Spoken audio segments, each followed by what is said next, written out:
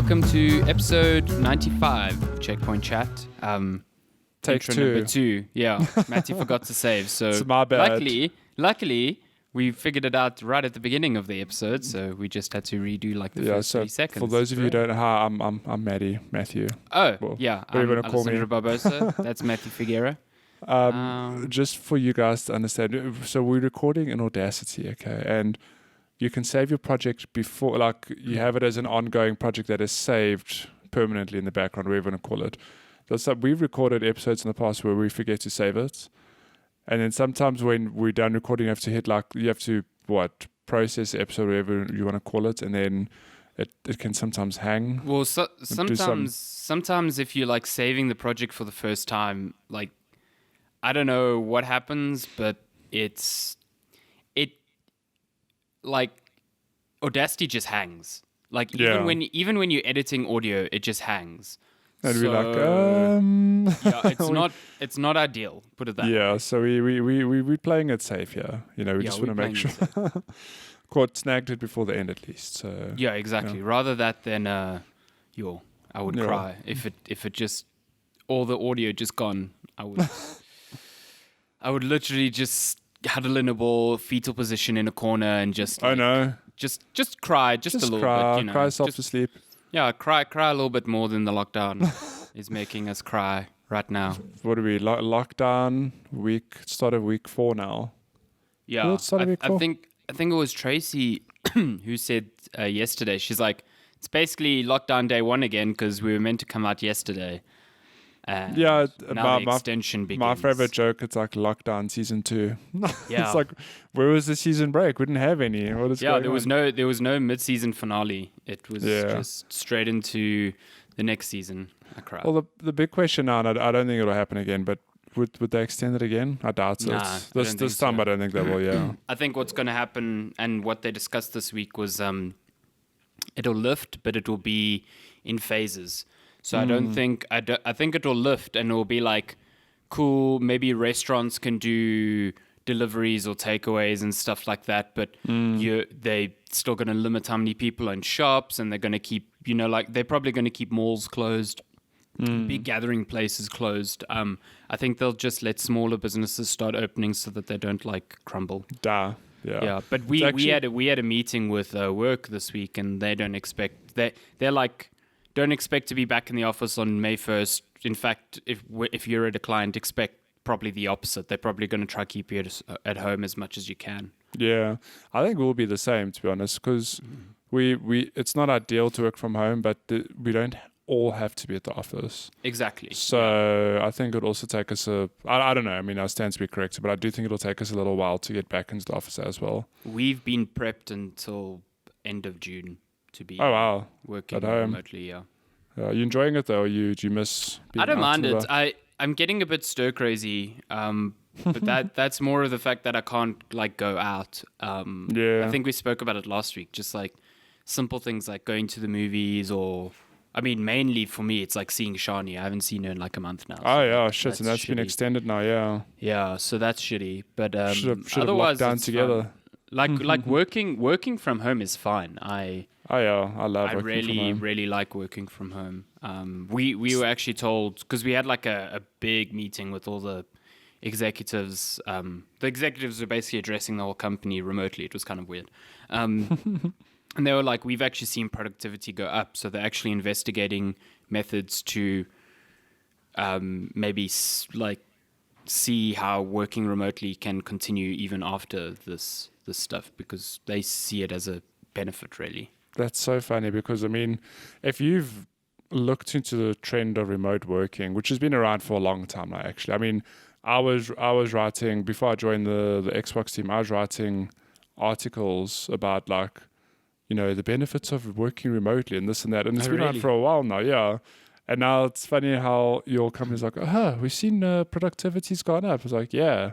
Yeah. Less distractions at work. You feel, I don't know, I feel more comfortable. Like more comfortable at home, yeah. It is dangerous though. Like the first week I was like, cool, yeah, I'm going to keep my routine. I'm going to gym in the morning. I'm going to do this, do that. Now I'm getting up at like 8:30. I'm like, showering. Oh my gosh. I'm like rolling to work, and then I'm like, maybe I should gym. So it is dangerous.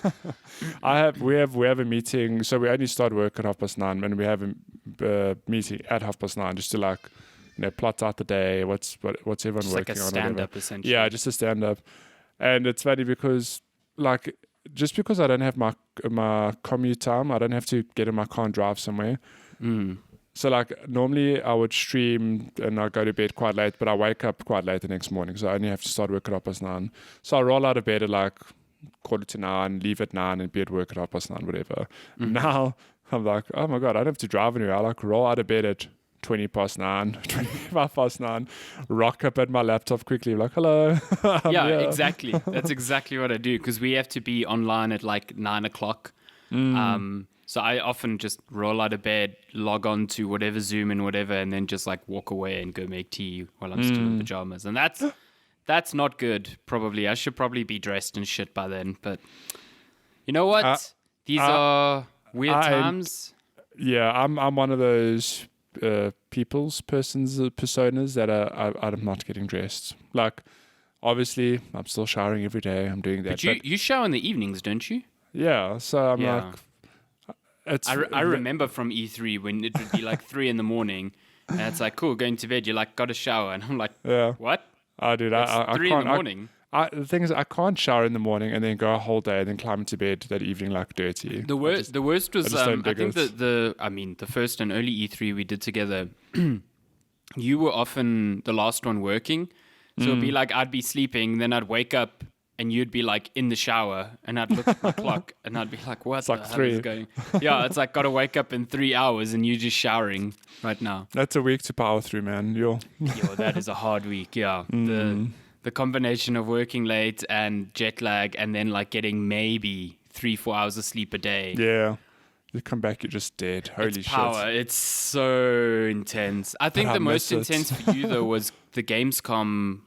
I think that same year, yeah, because I was there, and we worked so hard that Gamescom. I remember we were up late like every night. God, there was a lot of shit happening. Literally the day after you got back, you had to go into a week-long review event for Metal Gear Solid. And I was it was good times. That sucks. I don't know. It worked. Like at the time, I think I was like, oh my god, I hate it, but also simultaneously, it's Metal Gear Solid 5, and I love it. So I get to go. True. I get to wake up and go to a 9 to 5 slot where I just play Metal Gear Solid 5. Lenska did show me a photo this week that I don't even remember taking, where I think because that trip was really where we became like friends, and then you told me that you were dating someone who was at Wits. So you came through and you visited, and I came and said hi, and I took a sneaky photo. That is literally probably like the first or second month of us dating. We met up, and then I don't know. I think there was like a balcony or some shit, and you took a photo of us from there. It was in the Wits Museum. Yeah. So I came in through the top because that was nearby where the game design school was, so I could see you from above. You know, like I was in my Assassin's Creed pose. I would have jumped down and assassinated you. Dived into a haystack. You're like, hey. Yeah, exactly. What's up? Into a stack of students and be like, like, oh, what's going on here? And the cops arrive, you hide in the same students. This game's broken, man. Did you ever play Assassin's Creed 1? No. So I've not played a single Assassin's Creed. Really? Mm-hmm. I should get Odyssey. I think Odyssey's the one that'll gel with me. Assassin's Creed 2 is free on Uplay right now, and I still think it's the best one. It's so good. Which one's that? Is that with the first Ezio one? Is that, but set in where? Is it Italy? Yeah, Italy, yeah. Italy. Because they did like a trilogy. They did 2, and then Brotherhood, and then Revelations, which is all Ezio in Italy. Well, okay. Sort of. Yeah. But basically, so what I wanted to say was, before in Assassin's Creed 2, they introduced that's probably why I love it so much. They introduced a system where you could blend with anyone. Yeah, there was a crowd of people and you sat next to it, or like you walked near them, you like blended with them. So that wasn't in the first one. In the first one, you could not blend with anyone. The only thing you could do was like sit on a bench with other people, then you'd blend. Or every city had this like pre-programmed route of monks or like priests that would go around. So You'd have to join them. yeah, so it was like this group of 4 priests, and they would walk around the same route forever, like constantly. My word. And you could sit and you could like join them and be in the middle, and then pretend to pray, and you could get access to like hidden areas. But you could literally try walk past a guard, he'd be like no, and the priest would walk right by them, and you just join them, and they'd just let you through. It was the most stupid shit ever. Like That just dated though. I mean, that sounds like it was like super dated, super dated. I mean, how long ago did Assassin's Creed come out? That's holy shit. That's a long time ago. 2007 or something. Assassin's Creed. But that's why the second one was such a jump forward, because it wasn't that long after, and it was like, hey, you can blend with anyone. Hey, you can do this. Hey, you can do that. Assassin's Creed 2 blew my mind back in the day. It was such a good game. Yeah, it's. I think it got that sequel treatment where it was like, okay, the first game did okay, but there were a lot of problems with it. So let's fix him, and then it's much better for us. The one thing that a lot of people miss from the first one is the free-form assassinations. Like, you could kind of plan your assassination. In 2, it was more like narrative focused, and this is how you did things. So, Assassin's Creed 1 came out in 2007. And there have been a lot of games since then. What a year, though, 2007, hey? Like, yeah. Bioshock, Tons of good games. First Bioshock, first Assassin's Creed. Sure, there's an Uncharted in there somewhere. Probably I don't know. I think Gears 1 was then as well. Because Gears 1 didn't launch with the 360 as far as I know. What was Game of the Year in 2007? Okay. Portal Oh my was God. 2007. No, wait. Yeah, it's better. Okay, so 2007 is Bioshock. Call of Duty 4 Modern Warfare. Oh, shit. Halo 3. The Orange Box. Shit. Mass Effect. Crisis. The first Uncharted. God of War 2 was 2007. Did you play God of War 2? Yes. What a Holy game. shit, that game was incredible. It was like the swan song for the PS2. Yeah. And then Super Mario Galaxy, which you still haven't played. What a year. Holy crap. Hang on, it gets better. Guitar Hero 3. Oh my God. The best one. Forza Motorsport 2. The first Witcher. Oh. I think, yeah, those are Mass the Effect standard as well ones for during me. that year. Holy shit, that was a good year. Good Lord, what a year. I played like all of those games, and they still like stand up today. So They're real good. You need to play. Well, I hope they port Super Mario Galaxy to the Switch, because that is like, Odyssey is great, but Super Mario Galaxy is just it's so special. Which is really, better, really good. normal Galaxy or 2? I think I prefer 1. Okay, so they're both great, but I think I prefer 1 because it was novel at the time. Okay, And then Galaxy 2 is just more of the same with Yoshi, which is cool. With Yoshi? With little Do you still Yoshi. beat him on the back of the head? I can't remember. But yeah, both games are good, and it would be a crime to not put them on Switch, and I'm pretty sure they will. I don't see why they wouldn't. I think we spoke about it a few weeks back, that whole Mario anniversary thing, and they bring in a lot of games. I'm pretty sure Galaxy is part of that. Oh, it's so good. But this Checkpoint Chat, we talk about video games. Sometimes we segue into them naturally. Yeah, I was going to say, we actually were talking about video games, which is different for a change. But speaking of 2007, I've been playing a game from then and before. Well, oh, wow, you've got in your time machine.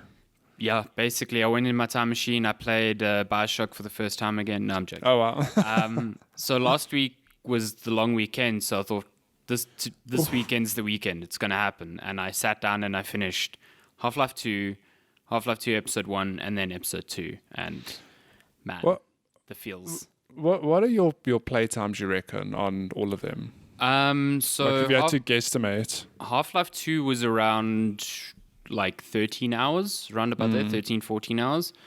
And then Episode 1 was like... those are both short. It's like a handful it was of like hours each. 3 to 4 hours, and Episode 2 was a bit longer, so it was about 4 hours, around about then. Okay. So like the same as a playthrough of Resident Evil 3. Each. But man, what amazing games. Like, just what stellar, fucking incredible Let's games. just get this out the way, because you've played Episode 2 now. Yes. Okay. Do you know why people have been clamoring for Half-Life 3 for like more than a decade now? So I knew there was a cliffhanger, but I didn't know what the cliffhanger was. But I'm saying now you understand why people are like, for goodness sake, just give us Half-Life 3. The cliffhanger. Oh god. The cliffhanger is wild. It's so it's on the level of like the Halo 2 like finish the fight nonsense, except we ended up getting Halo 3, so we know how that happened. But like immediately after I finished episode 2, I went and Googled, because I remember one of the lead writers on I was just going to say, did you go read, like, I went and read what it. the script would have been, yeah. And I was like, fuck, I wish that game existed. That game should exist. So now, I mean, we're going to get to Half-Life Alyx, but they've made Half-Life Alyx, and I'm hoping that's reviewed, like, incredibly well. But it's also a prequel. It's a prequel. So I'm hoping it gives Valve this jumpstart, because they've spent a long time in this lull where they just didn't develop games. And, I mean, they did Artifact, it flopped. It didn't do well at all. But for them to come and do Half-Life Alyx, and it's a VR game, granted. There are mods to play it without VR, but it's a VR game. But despite that, it's reviewed very well, and I hope that they see it as like, hey, we still got it. Like, we're good at making games. Let's just make Half-Life 3, or just make games in general. You know, like I'm busy playing Alyx, and I've heard that by the end of it, it does some wild things to Half-Life and kind of gives the series a direction to go forward. So I haven't got there yet, but that's what I've been hearing. Like, everyone says, okay, cool, this is a prequel, but it also kind of like gives Valve a way to pick up after episode 2 in a different way. So I'm like, okay, cool. That's cool. I'm hoping that's the plan. But Half-Life 2, I don't know if it was because like I played Black Mesa a few weeks back, and that really hooked me. Like, that got me into like the world. And Half-Life 2, granted, is a completely different. It almost feels like a different narrative completely, because they kind of just use Black Mesa as like window dressing for what happens, and like there's a huge time jump and whatever. So I know a lot of people like they get irritated at the shift in tone, but I thought the shift in tone was pretty cool. Oh, that was really cool. I really appreciate that it sits in like a European city. It gives the game such identity. Like, it's not just like I played Crysis 2 as well last weekend, and like it's in New York or wherever. And it's just like, it's such an overdone setting that it doesn't really stick in your mind. Whereas City 17, it's like, I could picture this in like an Italian, like a French city or an Italian city, and like you go to the countryside and stuff like that. And it's just so distinct, you know? I mean, I haven't played Half-Life 2 for more than a decade, and I distinctly remember what that city looks like. Exactly. Yeah. It's just so, and like when I booted up Half-Life Alyx, you start in City 17, and obviously it's far more dense and alive, and it's just like this setting alone just does a lot for this game. So I think the games hold up like incredibly well. There's some, it's an old game, so there's some finicky things around it. Like, I think there should be a better way to switch through all your weapons, because holy crap, there's so many weapons. There are so many weapons. And some of the jumping puzzles are ridiculous. I think they're just like super dumb. But for an old game, like it really it gets you to think in a way where suddenly you are looking for vents to crawl into, or you kind of know where to look for doors and stuff like that. So I never got stuck with like, where do I need to go, you know, type of thing, which I thought would happen. But I'll say that the ending of Half-Life 2, just regular Half-Life 2, is super, super strong. When you get like an altered gravity gun, and it's just like, it's sort of like the power trip moment near the end of Titanfall 2, which I won't spoil. You're just like going ham on everyone, and it's just super, super fun. And then for episode 1 to open with that as well was like just a real treat. Yeah, it just picks up. Oh my gosh. What I didn't notice, and I want to know who did it first, because I'm assuming they came out at the same time. But episode 2, or is it episode 1 that introduces it? I don't know. One of them introduces the mechanic of like using the gravity gun to push cars into the antline holes to block them from spawning. Yeah. And I immediately did that, and I was like, this is like Gears of War. Like, Gears of War does the emergence holes, which you have to blow up and stop spawning. And that's in the first Gears of War. I mean, so which Half-Life was this? Was it episode 2? I think it started in episode 1, actually, because I remember being in the parking lot trying to escape City 17, and you do it there. And then they reintroduce it in episode 2. So episode 1 came out in 2006. But even then, Gears of War was like well into development, so they couldn't just add that. Maybe just an overlap, because Gears of War was 2006 as well, November the 7th. Oh, really? Yeah. How weird that they both had that idea. Like, they both had this idea of players need to basically deal with an enemy spawn point. Yeah. And in different ways. I thought it was so clever. So Gears of War was 2006 November, and then Half-Life Episode 1 was the 1st of June 2006. But you're right, like they couldn't have played it and be like, oh yeah, let's introduce this core mechanic or whatever. Exactly, and it wasn't in normal Half-Life, so no. I mean, it's just such a weird coincidence. It could have been. It's just one of those things where it is a weird coincidence that, you know, these two ideas happen to come out the same year. Yeah. I don't think, I mean, we know, you know specifically because you're in that world. It's not something that just happens overnight. And I think as a person who's not making games, I know how the process works. It's not something that happens overnight. So happy coincidences all around. Especially something like, I mean, the emergent souls in Gears of War are so central to that game. Like, it's not something that was an afterthought. That was that was almost like one of the core ideas that the game was built around. So there's no way they just like shoehorn that in. Never know. Programming's easy, man. Programming. Emergence whole equal 1. Yeah, exactly. Boom, done. It's like 2 lines of code and it's in there. It's easy. Would you enjoyed Half-Life? Oh yeah, no, absolutely. I think the strongest one is episode 2. I think episode 2 is just like firing on all cylinders. It's a combination of like all they've learned, and they've just bring that story up to your, and they just leave it hanging. They leave people hanging for so long. The whole like going through the countryside in episode 2, and then the new enemy, the hunter, I thought was so good. Like really, really good. And there's just like really clever segments in there, like where you have to like navigate through a junkyard to avoid like a turret that's killing everything. But there's like standout moments in everything. Like we were speaking about that like horror part in Half-Life 2. Is it Ravenholm? Ravenholm, yeah. It's so good, like so atmospheric and amazing. And the ending of Half-Life 2 is really good. I found the last mission of episode 2 a bit annoying. Like where you have to drive around in a car and use those little like bombs to kill the Striders. I thought that was a bit. I thought they gave you too much to do. Like, so it felt a bit janky. I think there are parts in that, like you said, there are still parts in the game that show that it's dated. But otherwise, it holds up pretty well. The story is like super good. It's paced really well. It's a good game. Half-Life 2 stands up, and it's just like, I played that and I was like, man, there are a lot of shooters today that aren't nearly as good as this. Like, it's weird how a game like, I mean, shooters for the most part, you think they can't really have a story. I mean, they can, but a lot of shooters tend to not have a good story. It's just like here's some light thread plot to take you from point A to B, and you have to shoot everything in between, whatever. But Half-Life is one of those games where, I mean, when the first one came out in 2000, I think it was 2004, 2003, 2004. I think it was 2004, yeah.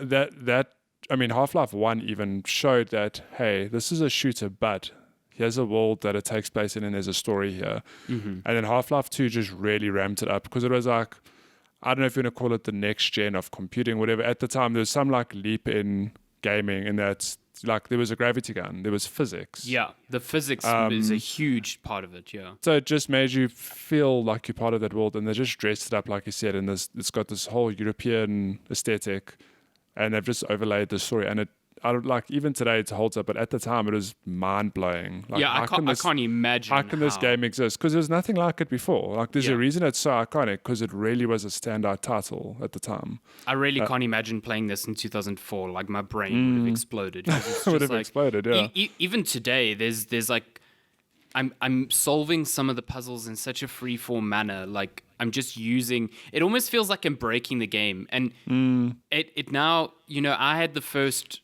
feeling of that when I was playing Portal, because Portal adopts a lot of that, and now I understand why, like back then it felt so novel, because it still feels novel now. Like it's incredible. It's really something else.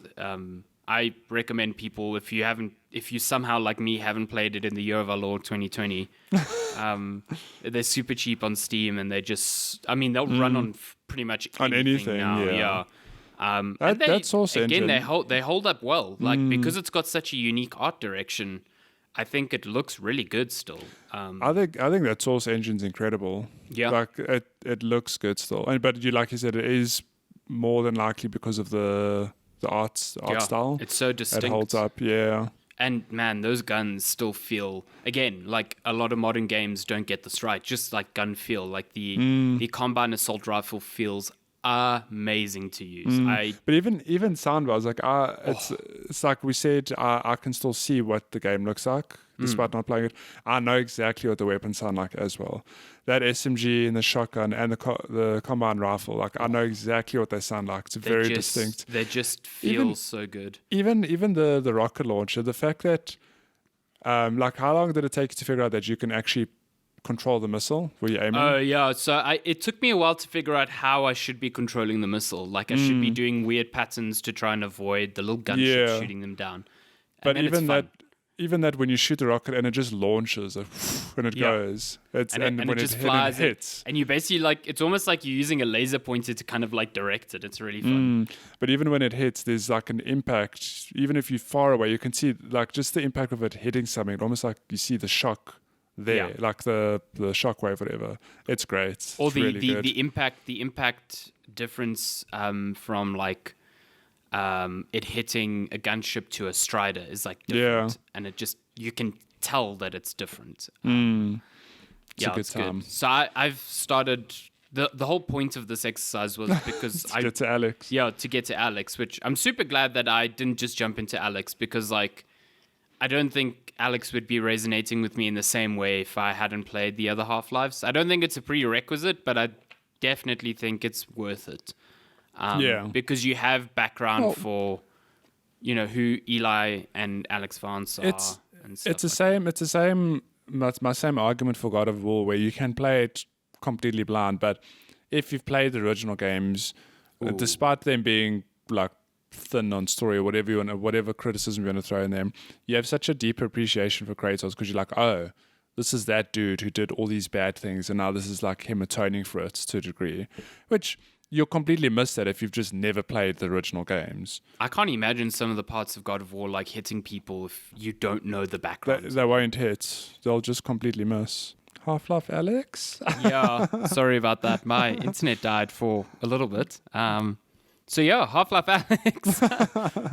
I won't chat too much about Half-Life Alex because I'm still busy with it. But I'm far in are you?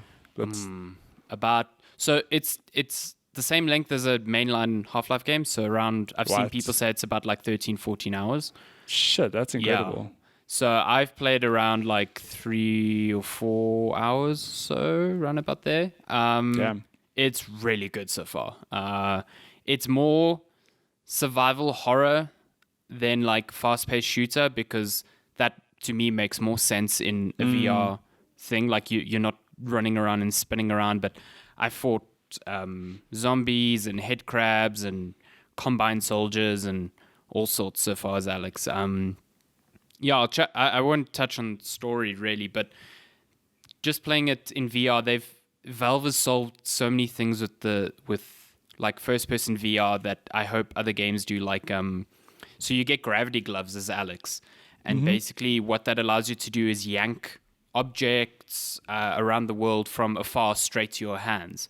So like if I see a magazine for ammo from across the room, I basically point at it, I make a closed fist, and then I literally like yank my arm back, and that yanks it in the air, and then I catch it in midair, and it's so natural and feels so good. Like it feels so great. Like in the middle of a shootout, I'm looking around, and then I just yank ammo in midair, catch it, load it straight into my gun, and like carry on. Cool.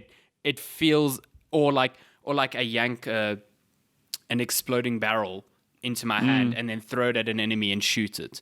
That's cool. It feels really, really good. And there's just so many things in it that are like really interactive. Like when you have a grenade, you have to press a button to arm it, before you throw it, or like when you've got a syringe to heal yourself, you have to prepare the syringe and then actually stab it somewhere into your body. Or when you use the the little health machines that are on the wall that make that really cool sound. So they actually did something quite cute here. In was it episode 1 or 2? One of them, you find that like catacomb of like slugs, where every time you walk over a slug, it gives you health. Yeah. So they've basically retconned some of the health mechanics in Half-Life to say that, oh, those health machines actually use a vial with one of those worms in it, and it like liquidizes them, and that's like where the health is coming from. So you have to find one of those vials, plug it into the machine, and then you like place your hand on a thing, and like little needles go into your hand while it's healing you. Okay. So That's it's like, clever. but it makes the same sound. So it's like, you know exactly what it is, but it's like showing you how it works now, actually. exactly, yeah. It's, Okay. So it's small things like that, and it's just like the interactivity through the world. Like I'm going up to shelves and I'm moving boxes around to see if I can find ammo, or like looking in a box and there's usually stuff for me to find there. And just like, opening doors and solving puzzles in a first-person view where it's taken the like freeform and physics-based approach of Half-Life but put it in a VR space is really good so far. The shooting's really good. The immersion's really good. And just the movement. So I'm using continuous movement. So I'm using the thumbsticks to move, which is not always the most comfortable for people, but I'm pretty comfortable in VR now. Like they've got options for you to do the blinking and the turning in like segments, which is often more comfortable. But they added this option. So usually continuous movements in VR games works based on where your head is, which I find stupid. Like if I'm walking, like think about if you're walking in real life, you are able to continue walking in a direction while turning your head, right?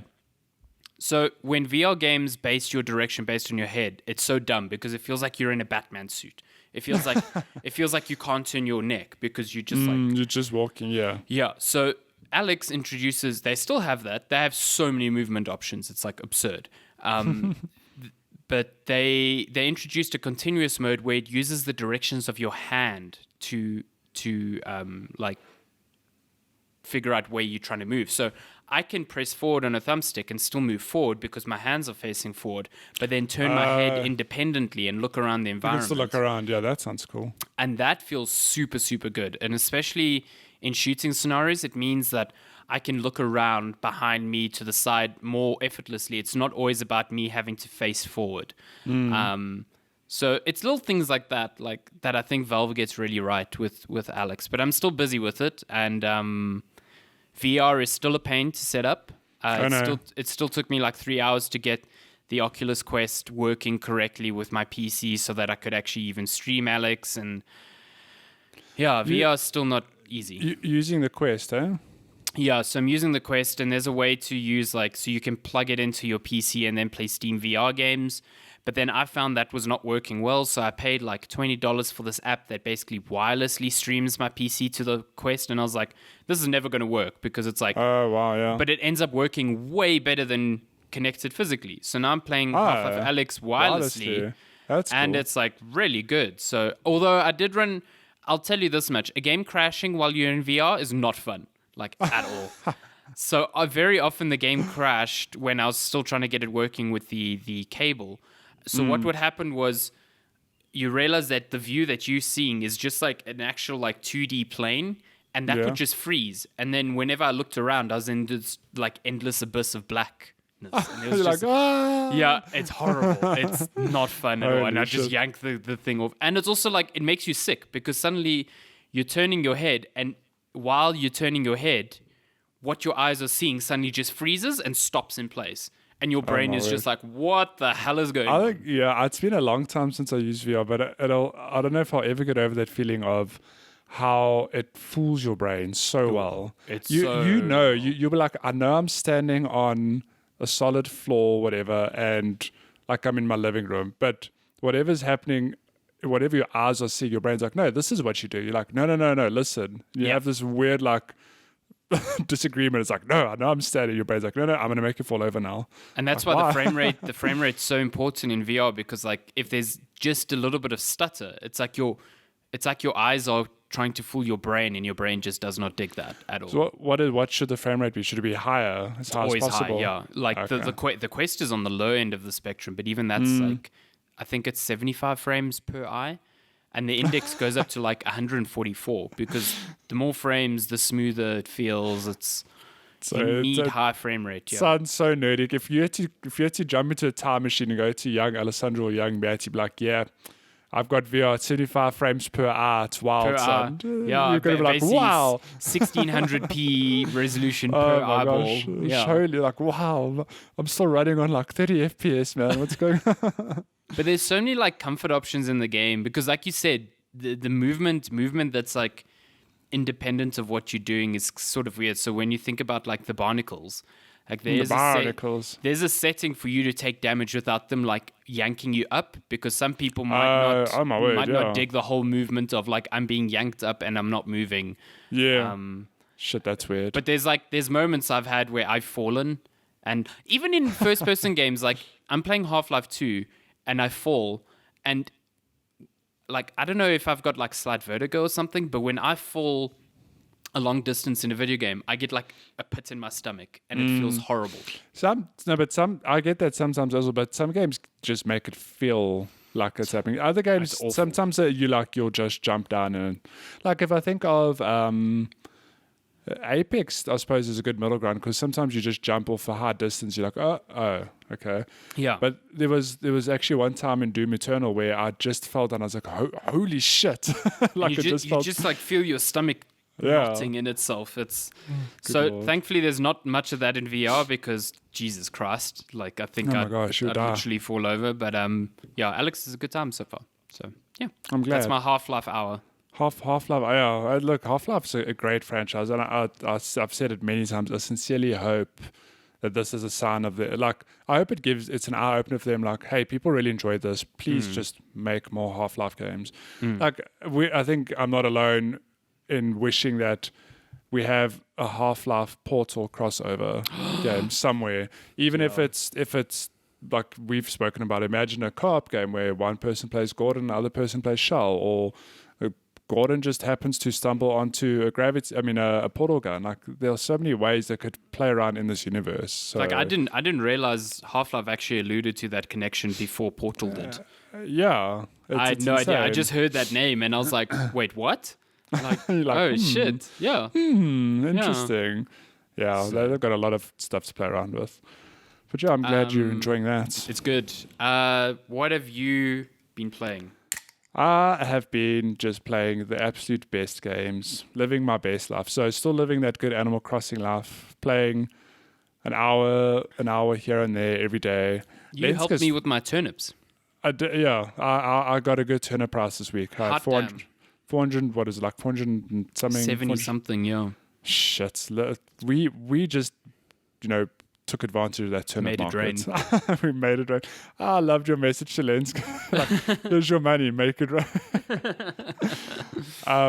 So still loving Animal Crossing. And like I've told you now, Lensk has fallen down that rabbit hole. She is hooked on that game. She absolutely loves it.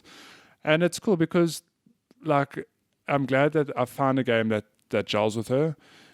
And she's grateful. She's like, it's cool to just like unwind and have something different to do. I'm like, Because you said she wasn't really hooked by Stardew, right? No, I still stand by the fact that Stardew, like, I'm shocked that she didn't get hooked on it, because I think the game's just as accessible and there's just as much to do in it that there's just as much loop in it that anyone can get lost in it, But I think maybe Animal Crossing just dresses it up a bit better. I think so, yeah. Like, even aesthetically, like, I think she just prefers the fact that it's not a pixel art style. It's a 3D game that you're walking through this really cute art style island with all these adorable characters. And shit, I love that every day I go to the shop, there's a new item that exists. That it's purely aesthetic, but I can walk into a shop like, look at this kettle, or look at this this book or this book stand, I whatever. spend so much money on garbage I don't need. Yeah, but just the level of detail in that regard in this game is just awesome. So we're still enjoying the hell out of it. And I don't even think we're nearly as far as you or any of the other people playing. We're still miles behind. Like my house is only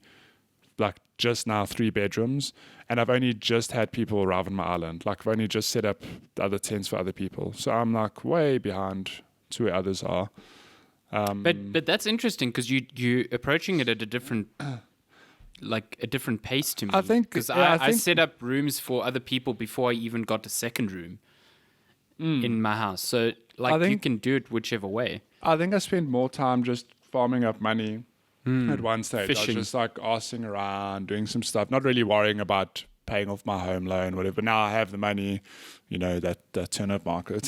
So I'm taking advantage. But that's the thing you can do. You can just take it. Like I've also slowed down on it because I was like heavy into it when it came out. But I'm playing like an hour or 2 per day. Not even 2. It's probably about an hour per day. And I'm enjoying that chill vibe to it because I think I was on the verge of like burning out in it because I was like farming so much every day and I was just like, this is so repetitive.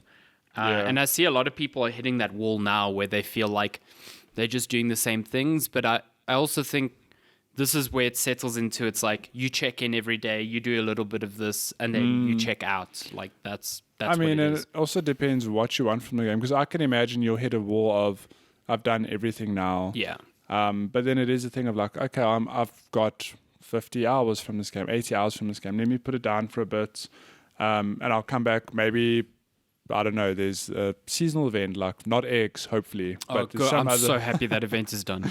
But maybe there's a seasonal event or something. But yeah, I think the big change for us is going to happen. Is it May or in June? Yeah, because then it turns winter, and then it's like new fish, new insects, new interactions, all sorts of stuff. That's what I was going to say. Is that this game is 100% seasonal. So we could come back and be like, oh, okay, it's a new season of I've got so much other stuff to catch and do now, whatever. The winter's going to be weird because it's like snowy. I know. I was also thinking it would be funny if they're like, no, you're in Africa, you don't get snow. That'd be cool. It would be, but I want snow. I honestly just looking forward to new fauna because like I'm fishing the same fish over and over. I'm not getting sharks anymore because they're out of season, which sucks. I caught like one shark my whole time. I caught so many. Like one shark is worth 10,000 bells. It's ridiculous. You're just selling them. So you're responsible for the shark. I did get a coelacanth this week, which was pretty cool. What the hell is that? A coelacanth is like an ancient fish. Oh, wow. Okay. Yeah, but you can only catch it. You can catch it year round, but only when it's raining. So, okay. So you got it done. Worth a lot as well. So 50,000 bells sold. Coelacanth, really good. Damn. But yeah, Animal Crossing, good. Yeah, it's good time. And I hooked up Lenska with all the fruits. Oh yeah, so thank you. Yeah, because it seems like you two can't. It's a weird thing. Like, so we're sharing one copy of the game across 2 Switches, and the one thing I really dislike is that there's no way for us. So when you, in order to be friends with someone in the game, you have to have visited the island or vice versa. Mm-hmm. I can't just generate a code and be like, hey, let's be friends in game. Mm-hmm. But which means that it's impossible for us to ever be friends unless we get access to a second copy of Animal Crossing, which isn't going to happen in lockdown. So I can't mail her anything. I can't help her with anything. And it's like, that's a bit shit, which is why I've got you, middleman. I'm using as a proxy, yeah. Because I didn't think of that, because the only way for her to visit your island is if you're playing and have the gate open. But if you have one copy of the game... Yeah, but this is where having a digital copy of the game would have helped, because you can use a digital copy across 2 Switches. As far as I know, if I'm not mistaken, they block that as well. Oh, really? If I recall, I think it was on the giant bombcast, Jeff Gertzman was saying him and his wife were using a shared digital copy, and it ran into that limitation. That's it's so like, weird, no, this though. game is registered to one account, so you can't visit each other's islands. No, man, that's ridiculous. Yeah. Well, anyways, that's Animal Crossing, still living my best life there. But I've been playing so much other shit. And I know we've spent a lot of time. Yeah, you've turned into me. games. You're playing all the games now. I'm playing all of the games. All the modern games. All the modern games for a change, and you playing me, Half-Life. Yeah. Half-Life. Jeez. So I've played a bunch of Doom Eternal, and I have now finished it. Yes. And man, so you loved Doom 2016, right? Mm-hmm. Good game. Game. I've said it many times now how I was very turned off by what I saw from the trailer. It just didn't look like my vibe. And then a year or two later, I picked it up on sale because it reviewed very well, and I absolutely loved the game. It's a power trip, and it's just a lot of fun to play. Doom Eternal really, I can't tell you why, but it picks up what Doom 2016 has, and it just makes it a lot better. And actually, I can tell you why. There are a lot of, I suppose, quality of... I don't want to call it quality of life because I don't think there's anything really wrong with Doom 2016, but they've added some stuff that just makes it a lot better. Like, in Doom Eternal, there's just this clever balance of, like, almost not really rock, paper, scissors, but the fact that you have to balance your armor, your health, and your ammunition. Okay. And you never have enough of one thing, it feels like. You always have to decide how you're going to sort them out, like resource manage everything. So, especially when you start the game, it's actually very tricky. You sort of hit, like it starts out easy enough, but when you start hitting some of the harder enemies, you have to be very careful with how you use your ammunition because you don't have a lot of it. And it becomes a thing of like, what weapons work best on certain enemies? What am I going to switch to deal with like this group here, then switch to deal with that group? Shit, I'm out of ammunition. I need to use a chainsaw to get it back. Oh, but now I'm also low on armor. I need to flamethrower the enemies to shoot them to get armor. Like, it's this wild, like, just wild ride of you just trying to manage everything, but it's a lot of fun. So you always feel like you're just on the cusp of using it all. Like, yeah, exactly. And I mean, a lot of it, I think, a lot of people experience different things based on their difficulty, because the game is balanced in many ways for different difficulties. So like I started on the second hardest, thinking like it's fine, like I'll manage whatever, but I did reach a point where I started dying a lot. But what I did is when I started dying a lot, I started pushing through, like just grinding, trying to figure out what's the best way to take this specific arena, for example. Okay. But that's just, I wasn't in the mood to do that for the whole campaign. Yeah. So I ended up lowering the difficulty. And despite that, it was still a lot, like a very big challenge, because a lot of those arenas are very difficult in that you, like I've said, you have to balance what you're doing and you have to decide how you're going to take down all these enemies following you around. But yeah, it's a wild ride. And I love how, if you think of the original Doom, that came out in the 90s, whatever, think about the story of that game. It's like, you're this dude, you're a Marine on Mars, hell's taken over. Like, that's sort of the extent of the story for the most part. Unless you read the game manual and it gives you more context. Okay. Yeah. But they've taken this Doom guy, and even in 2016, they gave him some identity of like, he's this dude who, whatever, like dealing with this problem. The demons in hell actually know who he is. Know who he is, they fear him, whatever. This game, I know a lot of people glaze over the story, that's fine. But there are a lot of these little codex, whatever, that you pick up, and it gives the Doom guy like this whole backstory. And I just love how you can think he's just the game's just you stopping a demon invasion. However, there's you're this on whole Earth now, right? Yeah, but you bounce between a whole lot of different places, which I'm not going to get into for just like 2016. Okay. Yeah. But there's this whole backstory of like why this dude is as iconic as he is, why he is feared by people, how he got to be this person. I love how they didn't have to do that. Yeah. But there's this whole backstory to him now. And yeah, it's just a wild ride, and I really enjoyed it. So they give this person who is literally just like a portrait picture in the original Doom, like character, essentially. Yeah. Almost like they did with BJ Blazkowicz. Yeah, he still remains like a lot of the Lord. He doesn't really speak. He doesn't have much dialogue, like not ever actually. But just the way they color in this character, like, okay. It's so interesting how they've given him this identity, which they didn't have to be completely honest. And you played it all on console, so you were happy. I played it on console, so and that's why I get to the difficulty ways. I think if I was on PC, I won't say it would be easier, but I feel a lot more comfortable taking on a harder difficulty because I just aim better with a keyboard and mouse. This game has CS:GO. Yeah, this game has a big emphasis on Like enemies have weak points now, which I don't think was really a thing in 2016. I think it was sort of no, yeah, that didn't exist in 2016. Yeah, so your rifle you get early on in this game, it has an attachment where you can sort of zoom in, and it acts almost like a sniper rifle.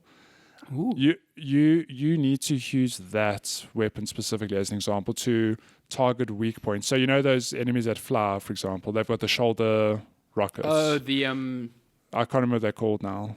It's like Spectres or some shit, whatever the hell they are. Reapers Or something Reapers. Like I don't know. So like the DOOT guy.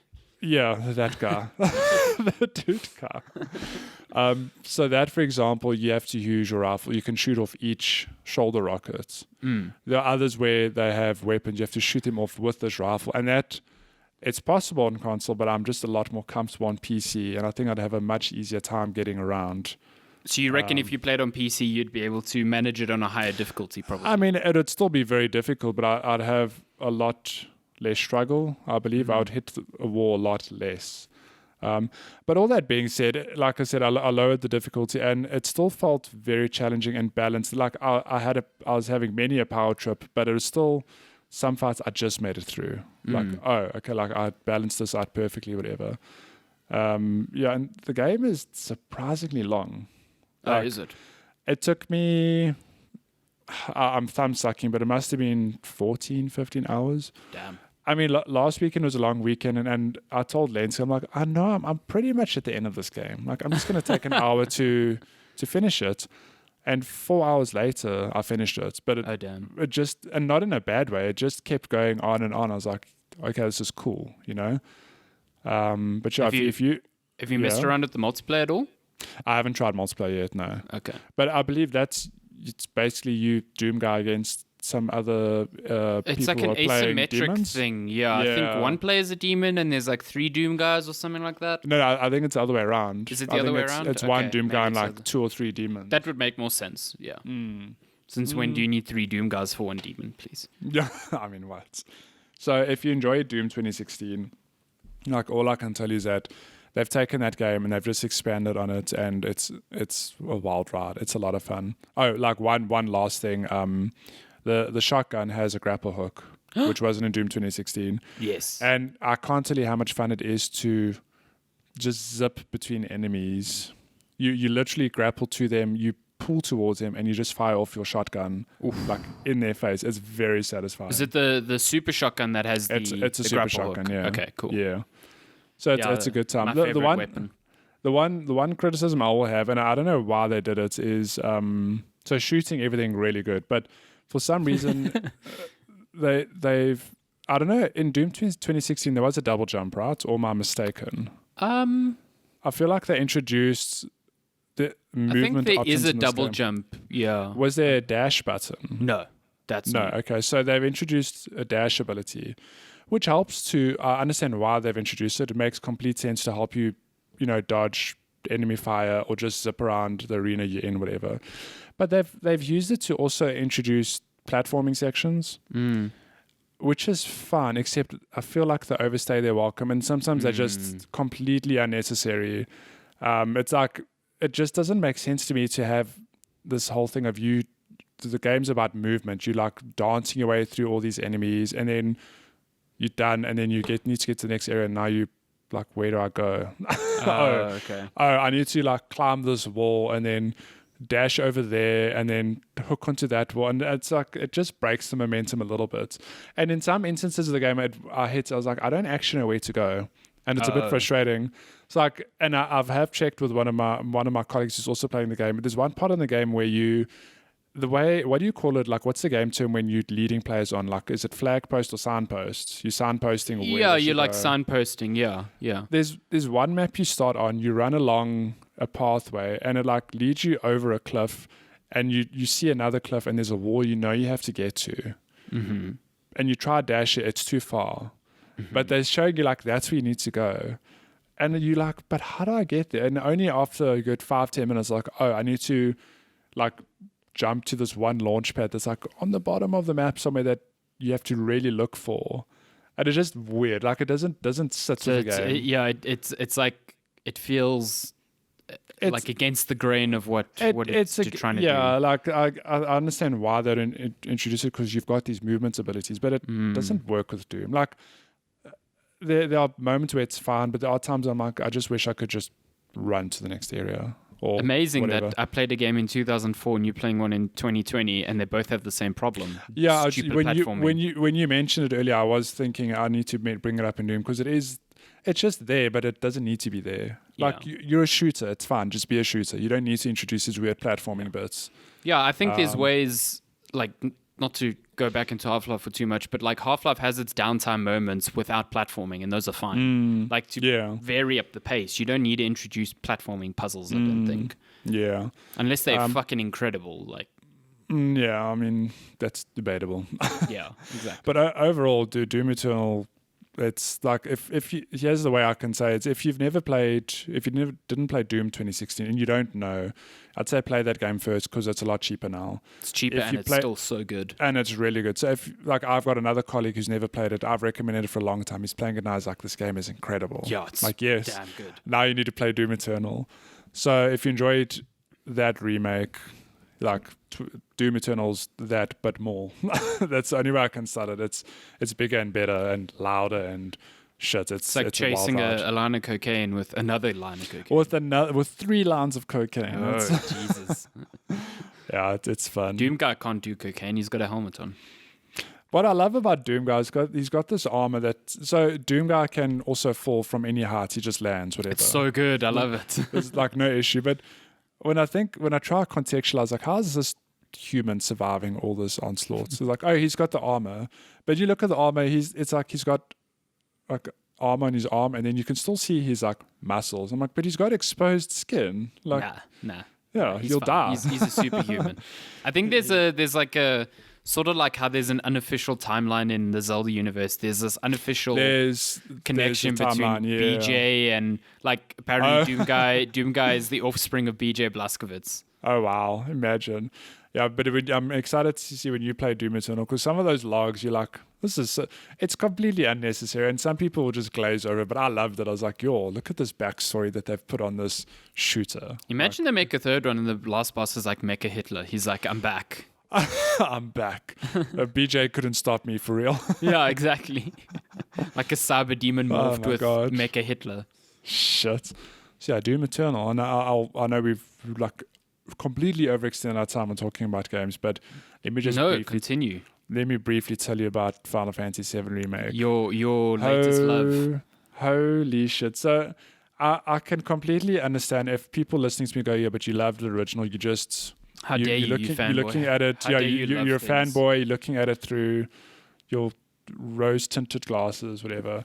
But I don't believe that for a second, because this game is legitimately good. Mm-hmm. It's...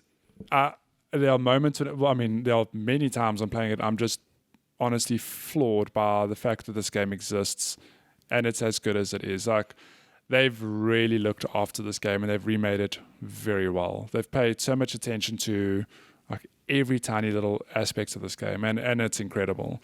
Like, just for context, so wait, let's just dial it back a bit. Okay, let me just get my H2O here quickly. Yeah. Well, how many like, because you're not done with it, so how many hours do you think I'm 10 hours in. Okay, so like a third. Okay, so yeah, about a third. So the one criticism and the one concern that everyone had, myself included, is like, how can this be a part 1? Okay, it sets in Midgar. Like, how are they going to do 30, 40 hours in Midgar is like 10% of the original. Well, the Midgar was like the first, I'd say, 8 hours of the original. Maybe more, maybe less, depending on what you did there. I've now hit that point. I'm 10 hours in. I'm like, if I was playing the old game, I would have been in the open world. But just the way they color in the story, and they do it so well, and it's not like fodder.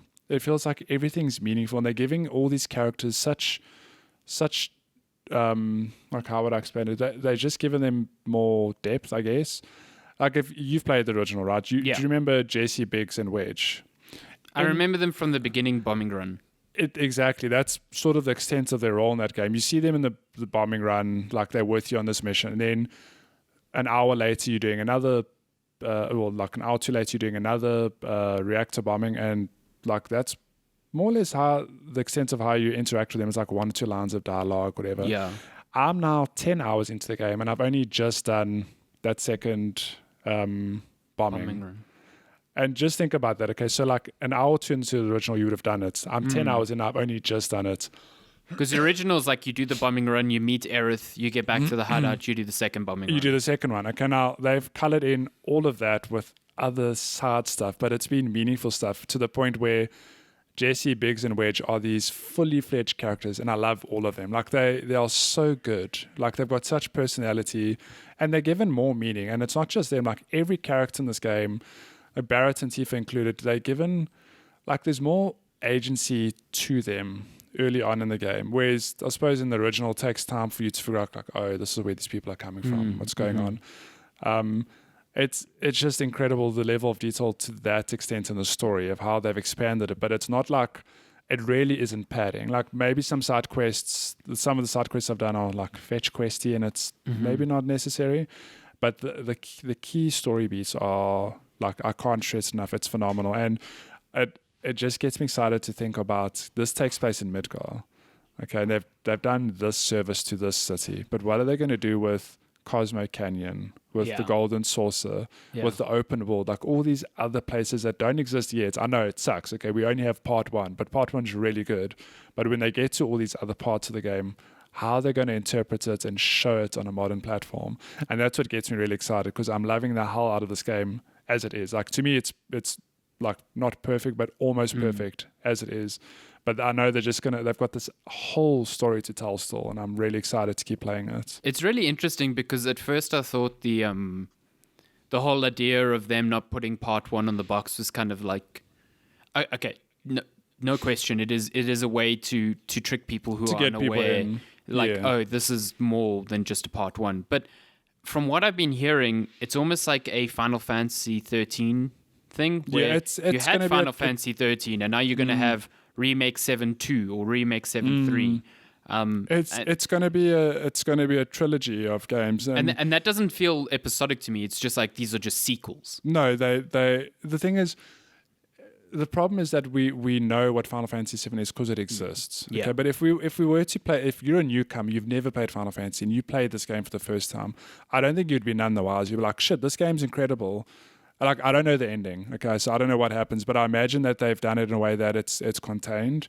So if you've played it, you're like, oh, cool, there's like some resolution here. However, they've set up a sequel, and I can't wait to play it. But I think the fact that most people playing it know the rest of the game, like, no, man, like, how can you break it up like this? Yeah. But having played it now, and I think a lot of people's doubts and concerns have been sort of destroyed, if I want to say that.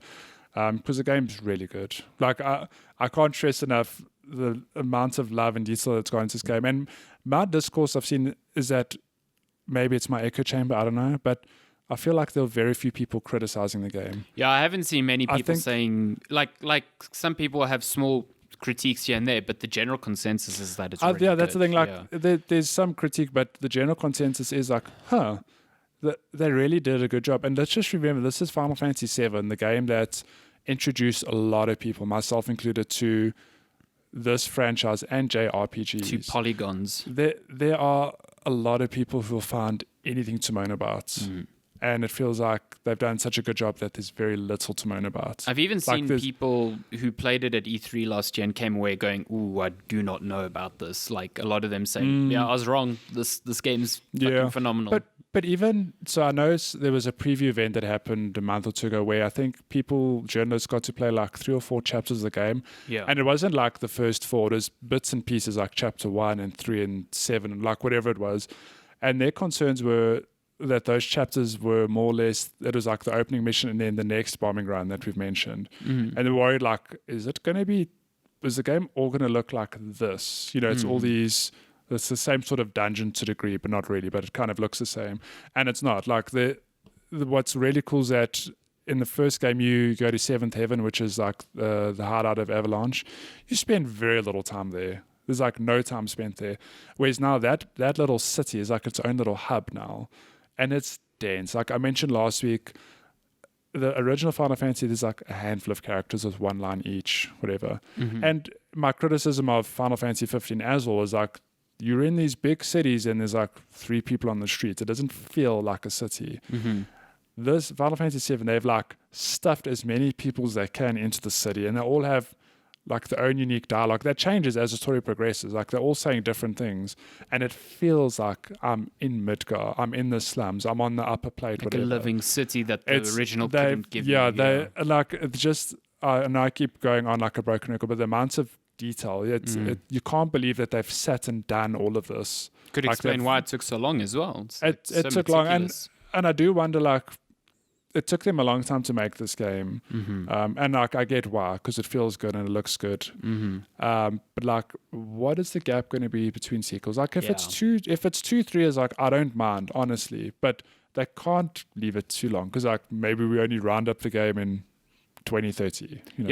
What's fascinating to me is like, it's not like a Resident Evil 2 and 3 remake scenario where like 2 basically morphed the engine into what they needed, and then they only took a year with 3 because basically they were just creating new content. With this, it's like whole new city.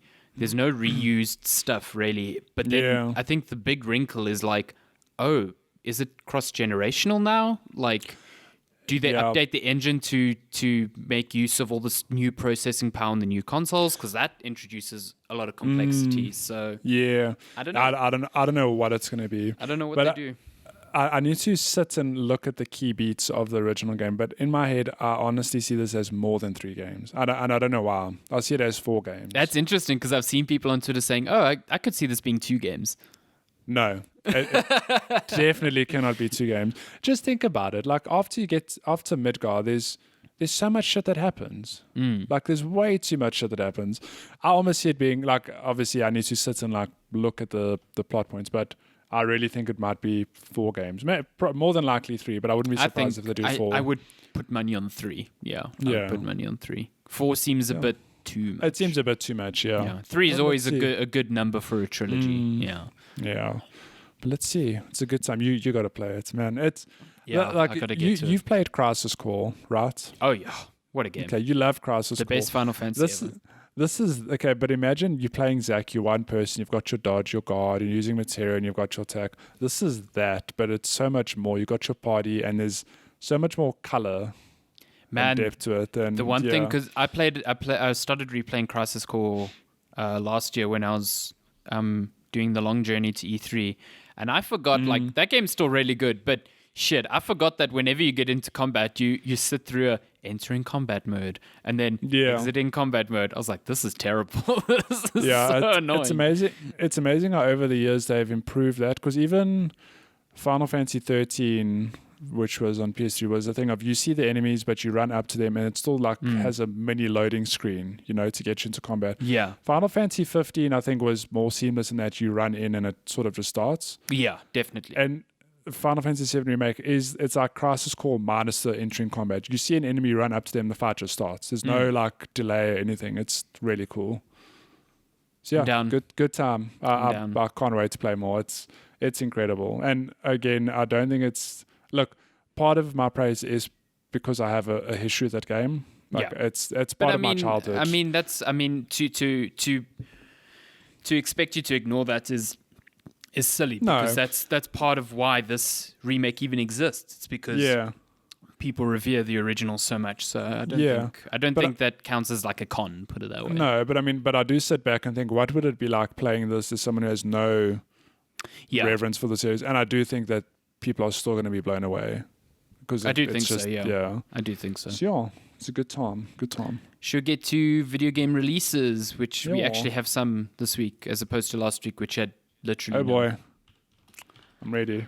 Are you ready? We're looking at video games coming out from today, April the 18th, to next week, Friday, April the 24th. So, April 21st on PC, game called The Flower Collectors.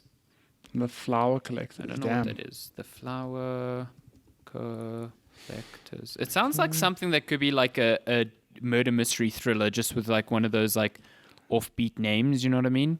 Or it's literally I was so right. Oh, yeah? Is it a murder mission? Yeah. Nailed Wow.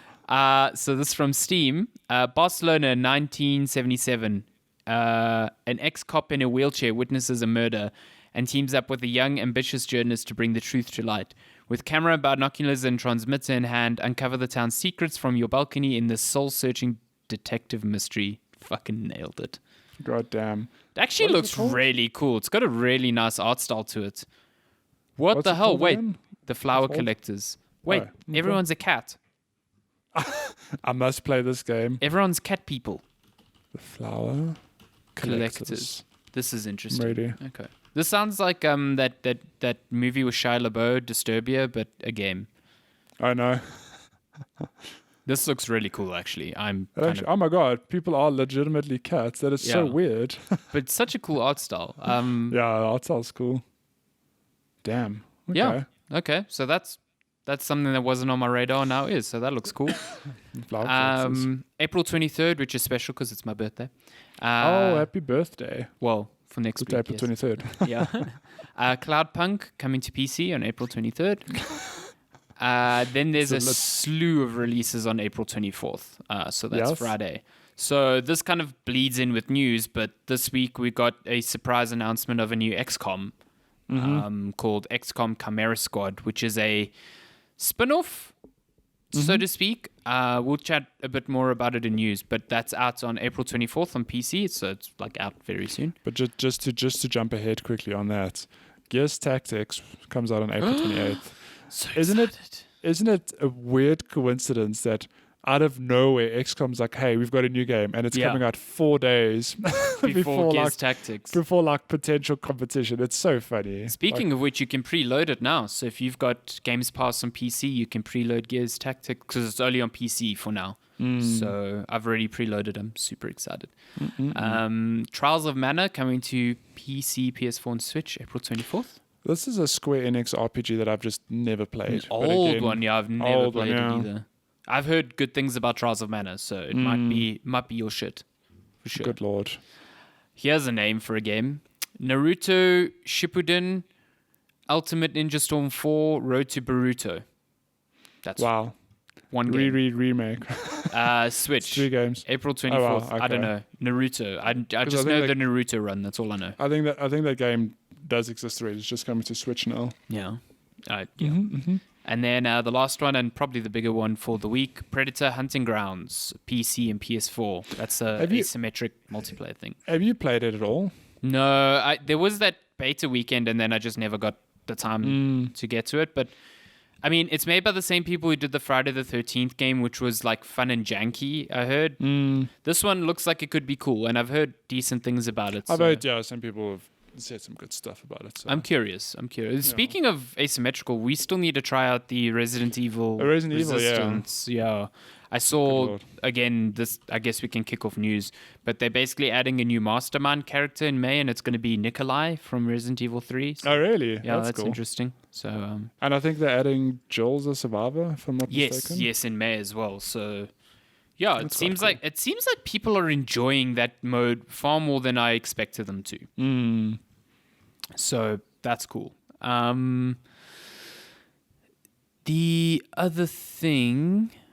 So should we move into news? Yeah. Okay. What is this? So let's see.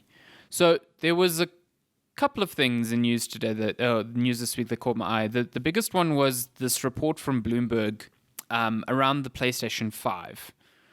So, Microsoft and Sony have both been saying for a while now that they are not delaying next-gen launch with respect to the COVID-19 crisis and stuff like that.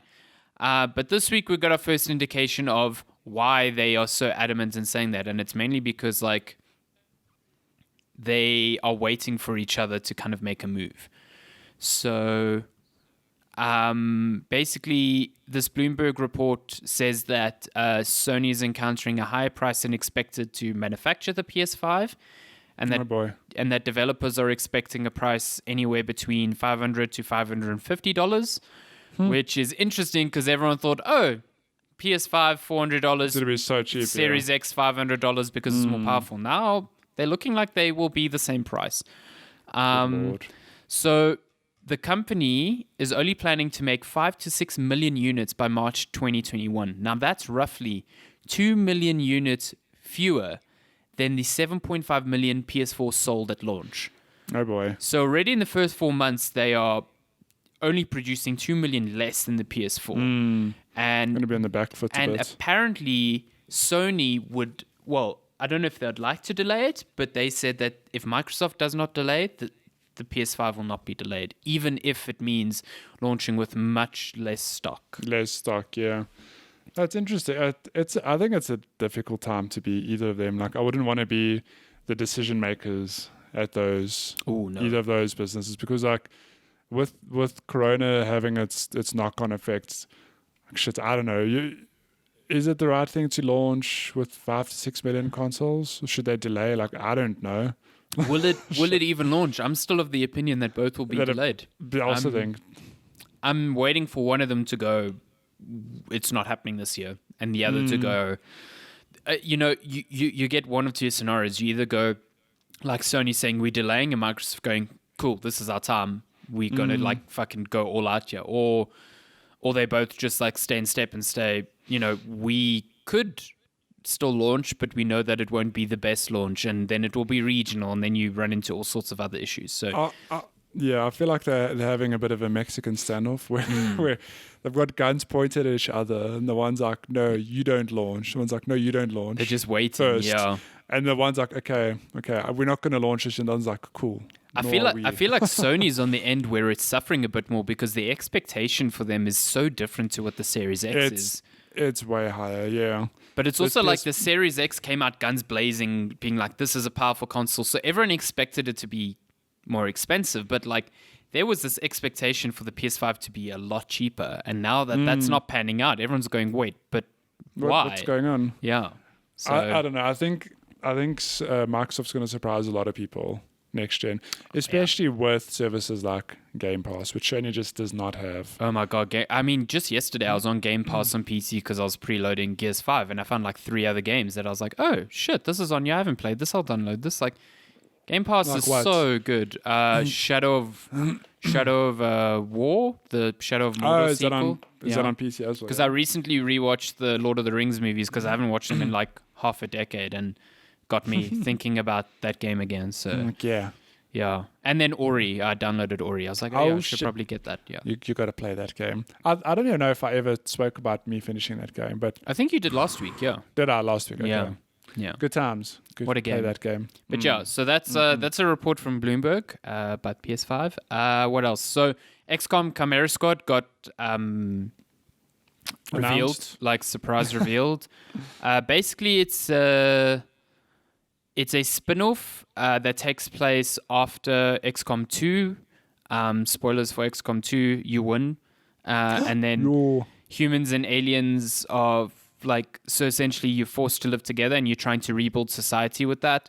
And you play as Chimera Squad, which is like, sounds like the Avengers of the XCOM universe. It's like aliens and humans working together. And every team member's got their own special ability. So it differs in the way that you won't have just like the stock standard soldier, where you have to build them up and kit them out with, their own rolled attributes. These are specific characters with specific abilities, which cannot die in missions. So there's no permadeath. If you let a character die, you have to restart the mission. Okay. Yeah. But there's some cool new features in there. So like, firstly, they have like a timeline of moves. So it's not like your team takes all their moves and then the enemy team takes all their moves like in previous XCOMs. Now they are interweaved. So it can be like 2 people on your team take a move and then 2 enemies take a move. And I don't know if you ever played Into the Breach. It kind of reminds me of that. No. Okay, but I know of the game. I've just never played it. You kind of have to see the order of the moves and predict where people will be and base your decisions off of that. Yes. Okay. And then you've got abilities that can like jump your character ahead of the queue in terms of moves, and you can do all sorts of things there. So, and then the other big change is this new breach mode. So each mission is like an instanced event, and you can kind of decide how to initiate that mission. So you can set up people to start the mission at different points of the map. Like some aliens will be able to use like vents to get access into a special area of the building, and then you can choose how to engage the fight, and how you engage kind of like determines how like the match will play out, sort of. So yeah, it looks cool. It's also only, if you purchase it before May 1st, it's only $10. So that's super cheap. I mean, super come cheap. on. Yeah, super cheap. And I think it's a test bed for a lot of ideas that maybe might make their way into like XCOM 3, which is I think why it's like this, like, oh, it's a spin-off. It's a little spin-off, so they can test these things without tying them down to the core. The core. See what the game. response is. Exactly. Yeah. Exactly. Oh. In other news, Crisis. Oh yeah. Do you want to chat about that? Coming back. Well, so this is what I don't know. Okay, well, the Crisis Twitter account started teasing like, something's happening, whatever, and turns out that we're getting Crisis remastered. But is it just the first one, or is it the first three? As far as I can tell, it's only the first one. Okay. Yeah. But yeah, Crisis is the getting best one. And it's funny because it's coming to Switch as well. And people are like, can the Switch even run Crisis? I'm like, Crisis 1 came out in 2007, I think, as well. Like, it's an old game now. And yeah, I think you mentioned it earlier as coming out in 2007. It's still, Crisis is known to make people's PCs melt. But I'm like, 13 years later, I think the Switch can at least run it. Yeah, I mean, it's still used as a benchmark today, but it's mainly because there's an interesting video that Digital Foundry did on it. Basically, Crisis 1 came out at this point where Intel wasn't really sure how they were moving forward with CPUs. And everyone was kind of making bets on what they would focus on. So the bet that Crytek made at the time was that you would have multi-core CPUs, but that the emphasis would be on clock speed. So they were expecting CPUs with multi-cores, but with one core that could reach like 7-8 gigahertz. So they designed this game around that idea, and that never happened. What ended up happening was more cores with more balanced performance. So that's why the original Crisis today is like super dependent on single core processing, and processors even today just don't hit the sort of speeds that it was designed around. So that's why it still brings PCs to their knees. Like, it's nothing to do with your GPU. It's just the CPU's not dealing with it. So that was fixed a little bit when they remastered it for consoles, but I'm assuming now if they're remaking or remastering the first game in if they're remastering it in the current version of CryEngine, then that's not going to be an issue at all. But they did mention software-based ray tracing, which suggests to me that it won't be dependent on you having like an RTX graphics card. It might work agnostically. And honestly, the first Crisis is it's the better one. It's like an immersive sim shooter. It's very freeform, uses physics a lot. You can fuck around with all the powers really well. I prefer it to the two sequels. Yeah. Did you ever play the game before Crisis? Far Cry? The original Far Cry? I didn't, but I've heard. I mean, because that Crytek developed that one as well. Yeah. The original Far Cry was very much like an older Crisis where you're just on an island and shit's going down, and you can approach like a camp however the hell you want. And you eventually fight aliens? And you eventually, it wasn't aliens, it was like monsters or some shit on the island. But I remember playing that, in my teenagers, because that was also back then like, whoa, can your PC run Far Cry? Oh, really? Was it that? It was very demanding, yeah. I'll never forget, I played it first time on like the lower settings, so ugly mode. Upgraded and I replayed. It's like, man, this game's pretty. Imagine look at it now. You're probably like, It wasn't low, medium, high. It was like ugly mode. Pretty mode. It's ugly mode. God damn, I wish. But that's coming in summer apparently. So PS4, Xbox One, Switch, and PC. And I think they say Google Stadia. I'm not sure. I don't know. Is Google Stadia still a thing? Yeah, to some people, I guess. Yeah. It's been a while. And also, Capcom is supposedly working on a Resident Evil 4 remake. Shocker. Oh yes, that was rumored this week. Yeah. Look, I'm torn about this because, like, as much as I want Resident Evil 4. I'm also in the camp of the game's fun. Like, it still holds up very well. Like, do we need a remake of it? I don't know. Maybe a remaster? I don't know. I'm curious to see what they do. I'm of the opinion that these remakes work so well to me because they exist within the space of Resident Evil that was still like... I found Raccoon City so central to Resident Evil's identity and the whole T-virus idea, and I feel like 4 is where that started diverging. It diverges. And while I love 4 was like the starting off point of like 5 got weird and then 6 got fucking weird.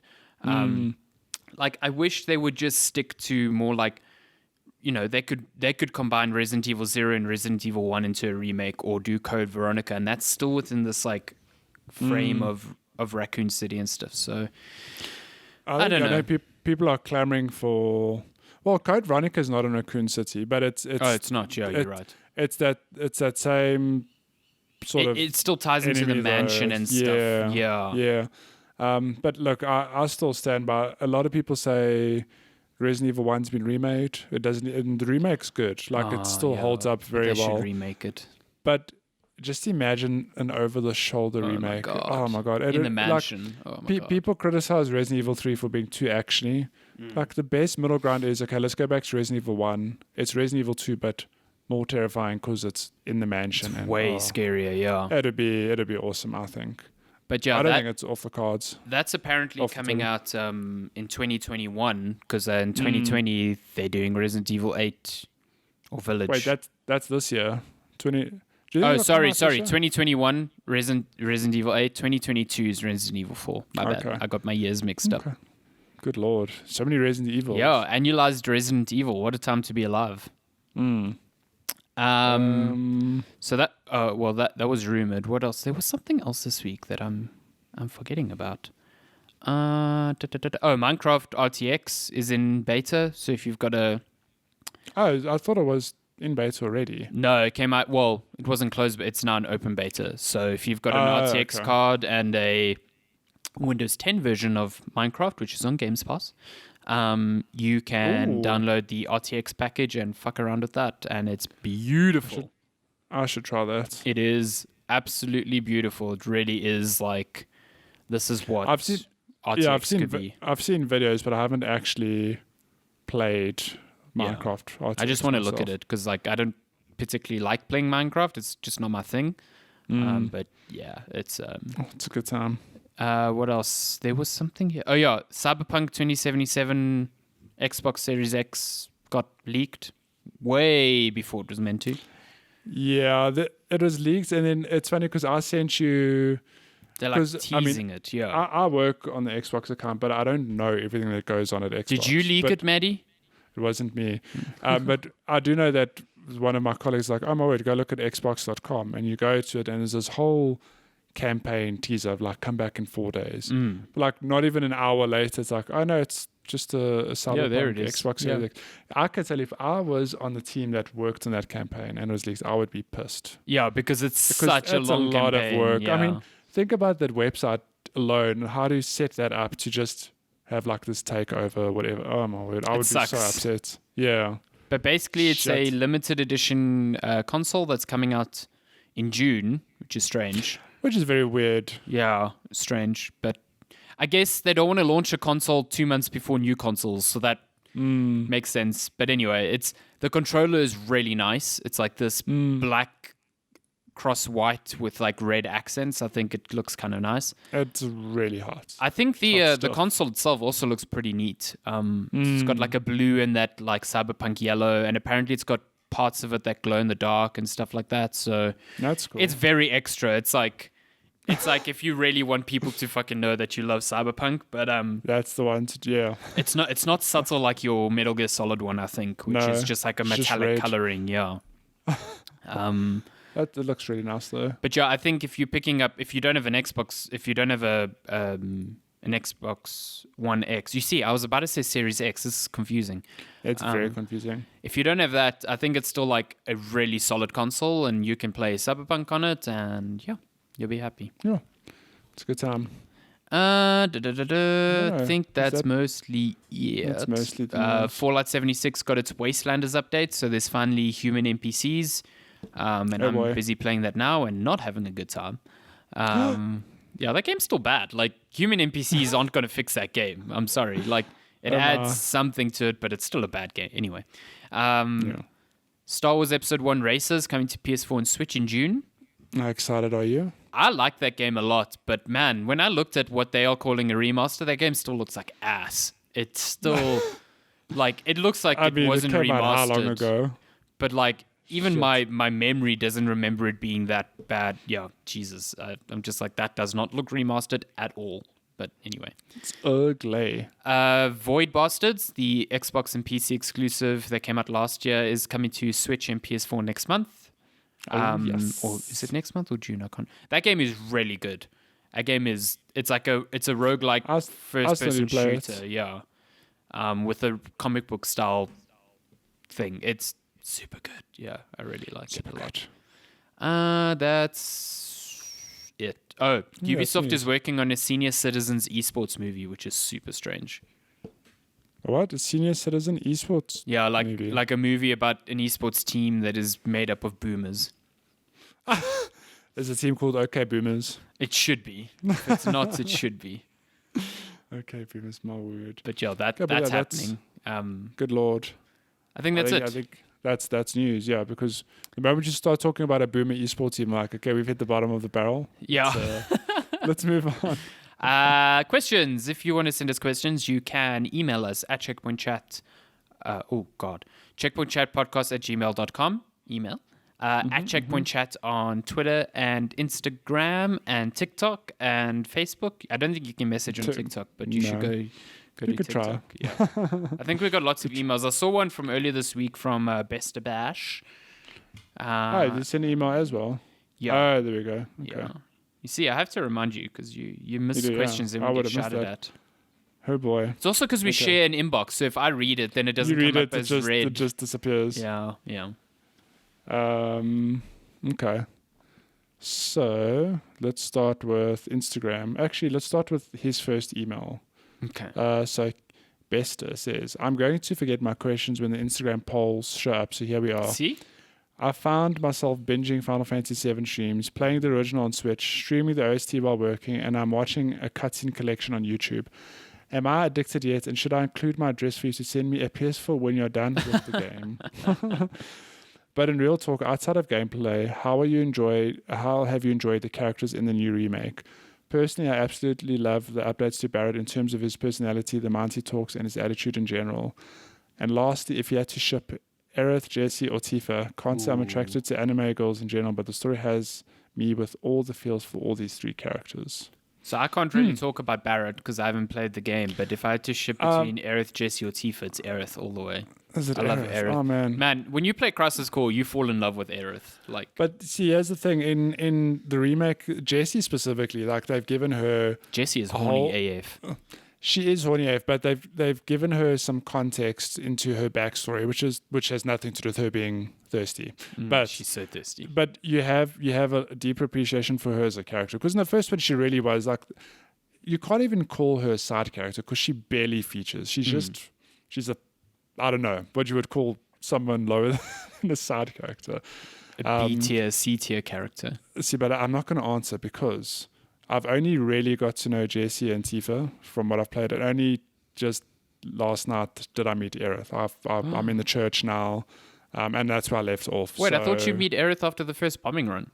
No, you do, but you meet her very briefly. It's like it's like one conversation and that's it. She gives you a met flower. Her properly. She gives you a little flower. Did you, speaking of the flower, did you see that video of the... I did, of the voice actress for Aerith seeing... So pure. It's so wholesome. Good, yeah. So wholesome. Yeah. Oh my God. Yeah. So who would you choose between Aerith, Tifa, and Jessie? I'm not going to answer because I don't know. I don't know new Aerith.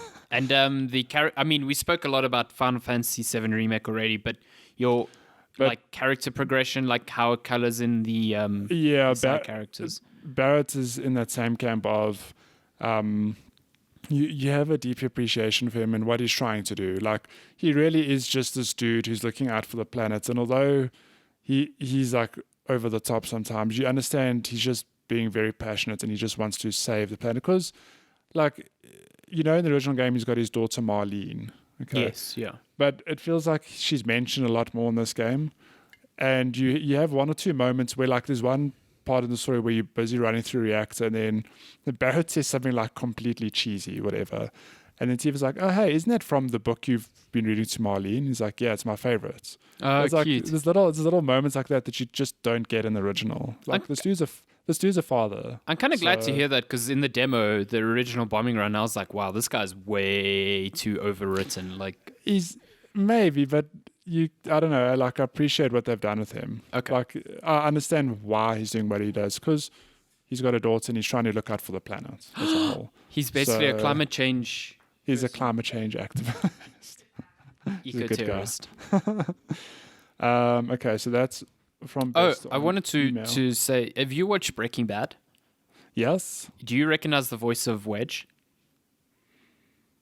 It's you know who it is. I know it is now. It's one of Jesse's friends, right? Yeah, he's the guy who always wears the beanie. Yes, the moment you said it clicked. You're like, he's from Breaking Bad. I know, because the voice sounded very familiar. It's so and I couldn't pin distinct. it. Yeah, okay. It's the same. Yeah, he's a good character as well, and I think the voice actor, they chose him perfectly. Yeah. As soon as I heard him, I was like, oh shit, yeah, this is such a great casting. That's amazing. Okay, so let's fly through emails. We've got several from Megs. Okay. So, this is part 2. Where's part 1? Oh, where you guys live, are there Karens, perfect, wannabe narcs nearby? As in, would they rat you out for walking out in the street with no mask on? Thankfully, my neighborhood is chill. If my neighbor plays hip-hop at high volume at 2, there's no problem if I play speed metal at high volume the following nights. Wow. I'm a Karen in my community, because if I can't go for a run and I can't walk my dogs, then you better fucking know that if I see someone else doing it, I'm going to report them. Yeah, I don't know if I'm the Karen, because I haven't had to report anyone, but I am the person who, no, I don't know what you would classify me as, but someone on our street group sent a survey, not a survey, a petition saying like, petition to let us walk our dogs.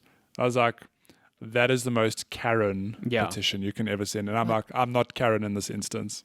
Guys, your dogs are not going to die. They really are not. Okay, let's level it. So somebody promptly replied like, listen, there are people living in small like shacks, 5 to 6 people in small shacks, and they can't go out.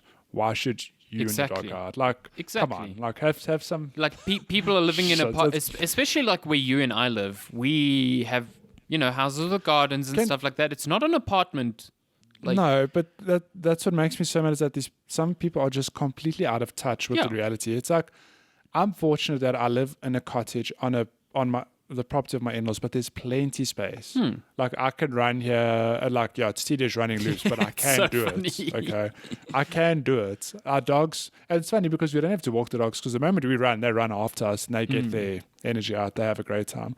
I'm like, the person sending this petition is on a property of the same size, because they're in the same area, and they've got, I've been told since then, little dogs. Not that makes a difference, but I'm like, you're not the person who has to worry about walking your dogs. Exactly. Like, get over yourself, for crying out loud. No, and that's what irritates me about this thing. I don't think it's about being like a narc or anything. It's just like the government has made these decisions, for our benefit. And the reason they're going hard on all these rules is because if you give little leeways here and there, it just allows people to like leeway. Say. Yeah. So like if you pause and think about it, like before the lockdown happened, I was like, surely I'll still be able to run. And they said no. And I was like, wow, like that, it's silly because I'm going to be outside. I'm going to keep, but the thing is, I won't go talk to other people, whatever. Other people, but you will get people who walk their dogs. Like, oh, there's my neighbor. I'm going to go have a fat conversation with them, and that defeats the whole purpose of social distancing. So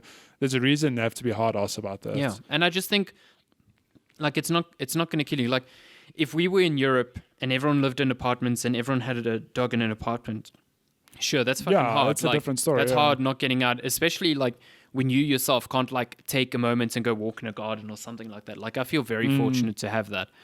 Yeah. But like the majority of people complaining are not people in that situation. So I don't really feel bad. This to me is 100% like a hashtag white privilege. I'm like, you're completely out of touch 100%. with what's going on. So, like, just respect your rules. There are complete assholes in my area that are still forcing, like, their domestic worker or stuff to come into work. And it's like, not only are you putting them at risk, you're putting yourself at risk as well, you know? And it's also illegal. Like, they are going to get into trouble for you. Like, it's ridiculous. Yeah. Anyway. Okay, part 2. Matthew, with your copyright excellence skills that you use to earn for daily Franco's meals, how do you cope with the daily butcher of humanity using your beloved toolset, the English language?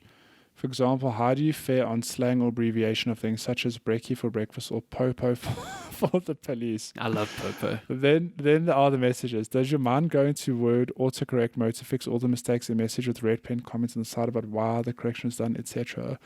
Or do you simply disregard it all, leave Franco office Matty at the business doormat, enter the car to drive home, a cool down of sorts, then open the door to your home in your default mode, Afro-lovable funky fig? Yeah, can you turn off your editor brain? I am a grammar Nazi, but over the years it's not that I was ever strict, but over the years I've sort of just gotten over it. Like, the thing is, I write for a living, so I'm very much I'm in that world where it's normal to me to be like, this is how you spell a word. How can you not know how to spell that word? But I know how to because I'm reading and writing a lot. I don't know. I don't have an issue with abbreviation either. Like, I love shit like YOLO and yes and all these other weird expressions. It's not really a bad thing to me. No, I like slang, but I hate it when people use like SMS speak in WhatsApp. It's just like, what the fuck are you doing? No, so yeah, that's where I draw a line. When thankfully I don't talk to anyone who speaks like that. But there was a reason people used to talk like that, was because back in the day, SMSs were 160 characters, and it was a tweet, which is wild. Yeah, it was a tweet length, and it was a thing of they cost money each. So it was a thing of I need to say as much as I can in as little space as possible. Okay, so there was an actual reason for that. But now that we have WhatsApp and data's like, there's no reason to speak like that. There's no reason to speak like that. That's why I'm like, no, don't speak like that. Yeah. Okay. But in terms of, like, I don't get out a red pen and correct stuff. Like, I'm easygoing. You know, the only time I get out a red pen's if it's work and I have to be strict. Like, it has to be perfect. Yeah, because that's the job. That's part of the. I make typos. Shit, I type stuff and I'm like, oh, like I made a mistake. Oh no. I feel bad for my editors because of all the typos I make, and I've been writing for like 8 years. Like, shit happens, man. Shit happens. I mean, it's like, I don't know. Everyone can write, but it takes years to be at a certain level. Like, I'd still make a lot of dumb mistakes, and it is what it is, you know. But the English language is fun, and I do enjoy words like brekkie for breakfast. I think it's fun. It's like a cultural thing or slang, and I don't have anything against it. So yeah, it's fun. Yeah. Okay. Next Part question. 3.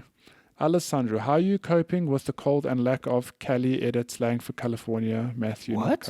Cauliflower. Oh, with the lack of E3 in your life. No one-word answer, please. You're a mind-bending writer after all. How are you dealing with the lack of E3 this year? Oh, the lack of Cali, I see. Okay.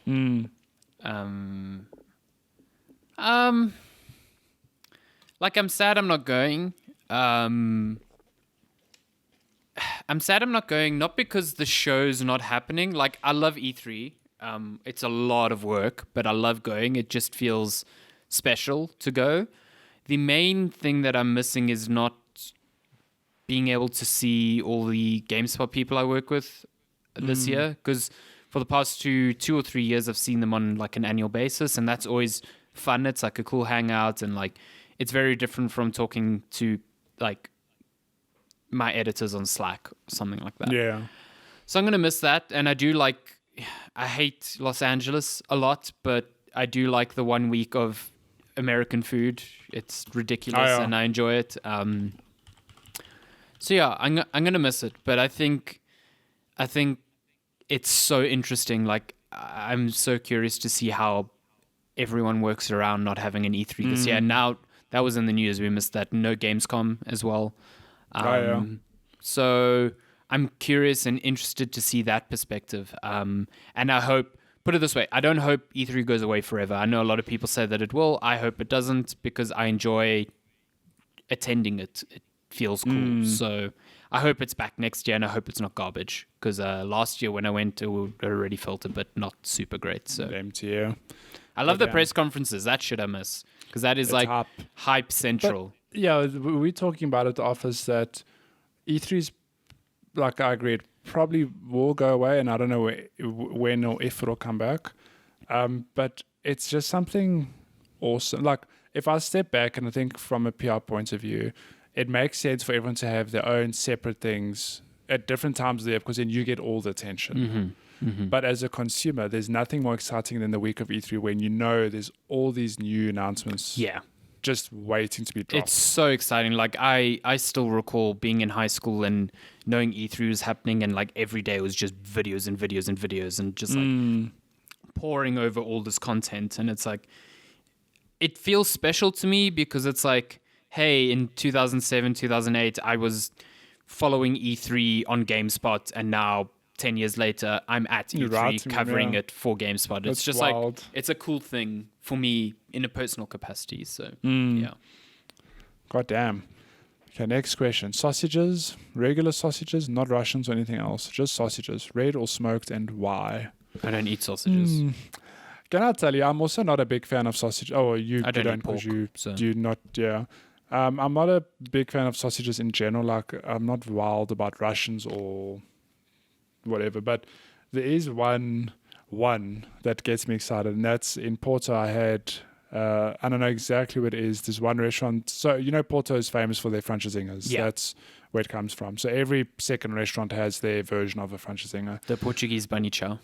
Yeah. When Lenska and I were there, we found this place that does a francesinha that has, like, it's really good regardless, but the sausage they use is like this, I think it's called like I don't know what the translation is, but it basically translates like a dragon sausage, like dragon breath. Dragon sausage. Hell yeah.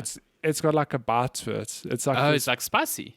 It's like a spicy sausage, and it is delicious. But is it like spicy chorizo? Yeah, it's spicy chorizo. Yeah, and it's really good. That's good. That sounds fair. That's the one thing I miss not eating pork is chorizo. Like I used to love chorizo, so yeah, that's up there. Although I must say, I have a lot of Woolworths has their own brands of vegetarian sausages, and they have a lot. They have like fake bratwurst and whatever. There's one spicy sausages, so good. It's good. I think we've tried. I think we've had that. It's also so good. Grill that with some salt and pepper. Whack it on a hot dog roll. Fucking so good. I mean, it's so good that my dogs eat. Like, that sounds stupid, but dogs are very picky about vegetables and meat, and they fucking love that shit. Damn. Okay, next question. I have an answered question that I've diligently sent to the giant beast cost for 3 years with no answer. Damn. Although I got a vague answer from Vinny through a forum PM to keep sending. But enough is enough. Time to send it to the local experts in the field. Should I play the Mass Effect quadrilogy or watch a Let's Play, such as Mass Alex instead? Oh, Mass Alex is a giant bomb. Alex Navarro is busy playing through them, and the series is called Mass Alex. Okay. Yeah, which is quite funny.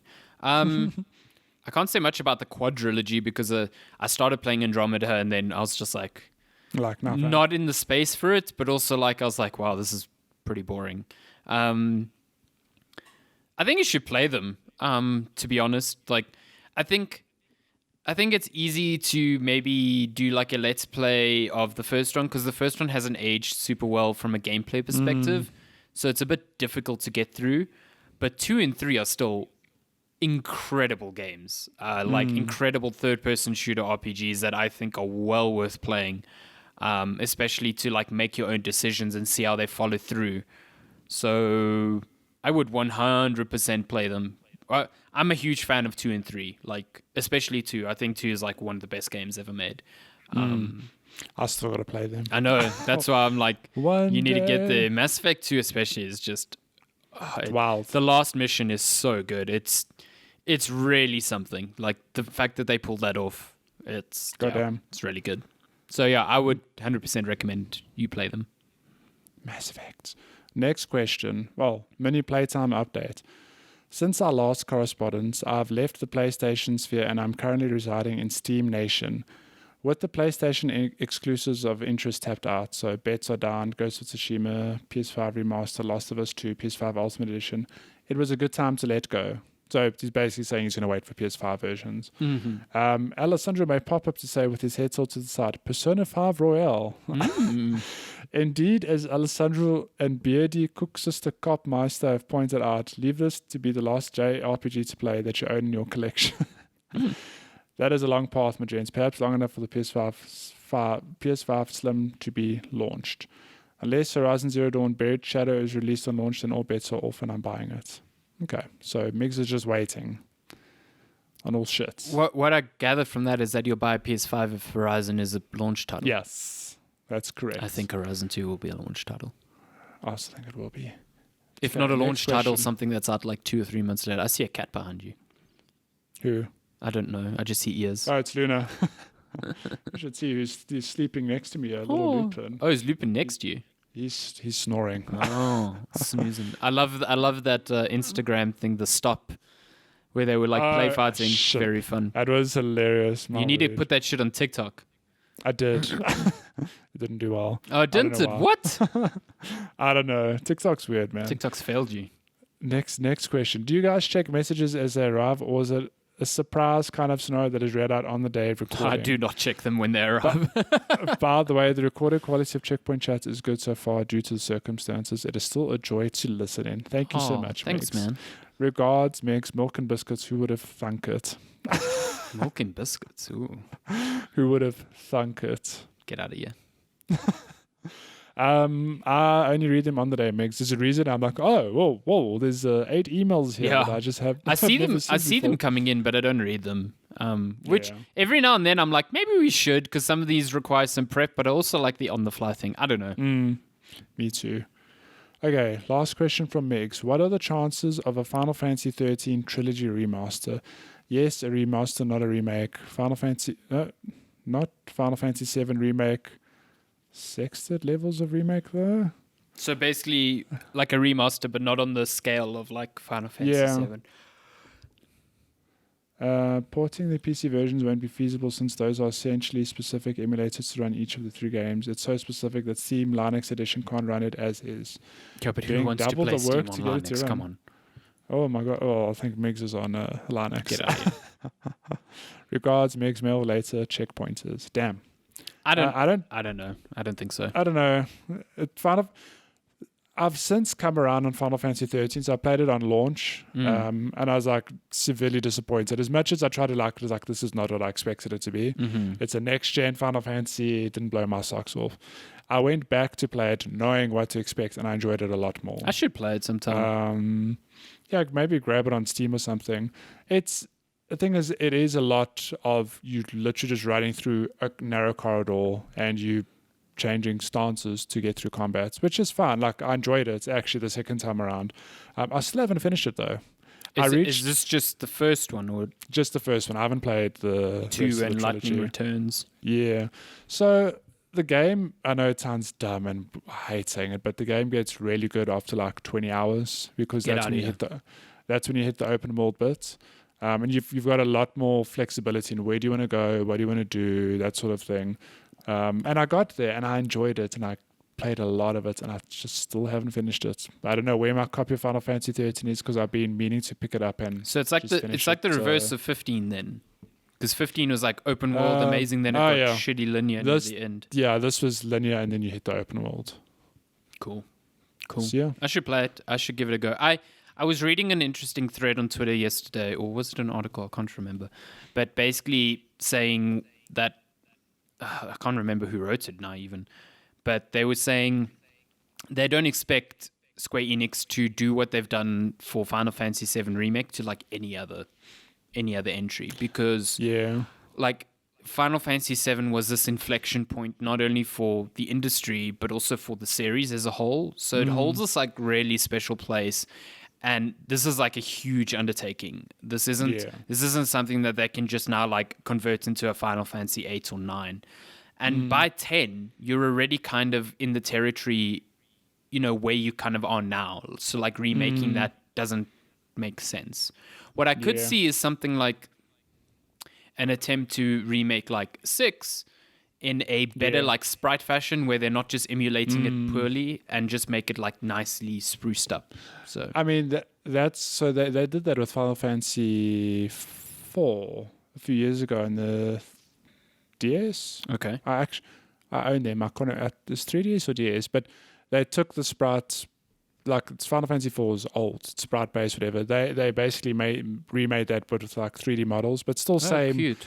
top down view, everything, and it was a good remake. I enjoyed it. I think that Final Fantasy 7 will be the last one that I mean, at least for now. Like, I don't know what will happen in 10, They should 20 just do years. Crisis Core, honestly. Shit, can you imagine they do Crisis? Actually, that's the one game that deserves, if not a remaster, just some sort of like modernization. I don't know, because it is only on PSP and it is criminal. I'm still holding out hope that they somehow, maybe they condense its story and put like snippets that are important to the story of Final Fantasy 7 and inject it into there. Like, it would be cool as like a I'm DLC hoping. because they like I told you tease that, Zach. They tease him in one of those trailers. Like, yeah, but I mean, he is part of the story. but it's So, like he was never part of the story. That's the thing. Like, no, originally. in Final Fantasy 7, no, he is. He does. He pops up. It's very much a thing of. I mean, he does feature because, yeah, I'm not going to get into spoiler territory, but Zack does feature in the original. But it's interesting that they'll put him at this point in the game, the first part, although whatever. They could intersperse like little sections here and there, like not go into the whole story of Crisis Core, but I don't know. But Crisis Core is its own thing because it's also like that combat system with the whole like, what was it called? Was it Gambit or? With the spinning roulette the spinning wheel, roulette. it was, yeah. Really cool. Like really clever.